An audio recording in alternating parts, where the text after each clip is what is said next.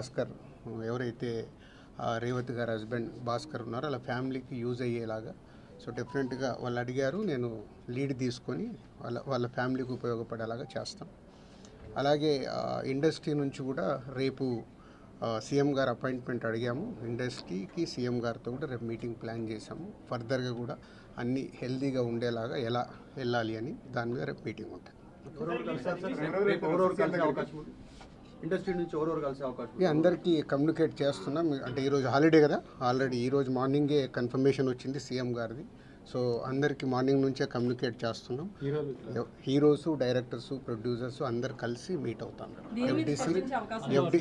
FDC తరపున ఈ film development corporation తరపున ఈ మీటింగ్ ఆర్గనైజ్ చేసాం. రేపు మార్నింగ్ 10 o'clock ఆ మీటింగ్.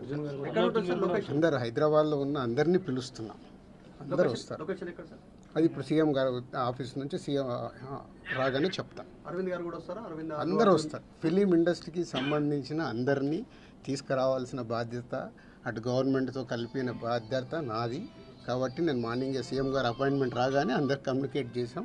రేపు మీటింగ్ ఉంటుంది.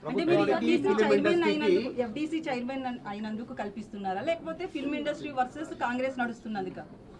నేను ఫిలిం పర్సన్ కాబట్టి నన్ను సీఎం రేవంత్ రెడ్డి గారు ఆ సీట్లో ఉండి ఇండస్ట్రీకి గవర్నమెంట్ మధ్యలో బ్రిడ్జిగా ఉండాలని అడిగారు.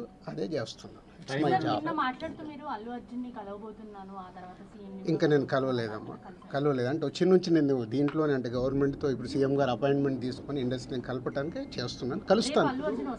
అన్ని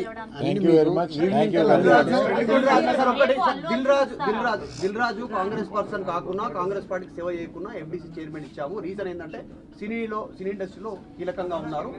ప్రభుత్వానికి సినీ ఇండస్ట్రీకి వారధిలాగా పనిచేస్తున్న సీఎం కూడా చెప్పారు. మీరు అదే చెప్తున్నారు. రేపటి ఎజెండా ఏంటంటే గ్యాప్ ను ఫుల్ఫిల్ చేయబోతున్నారా Revanth Reddy versus cine industry?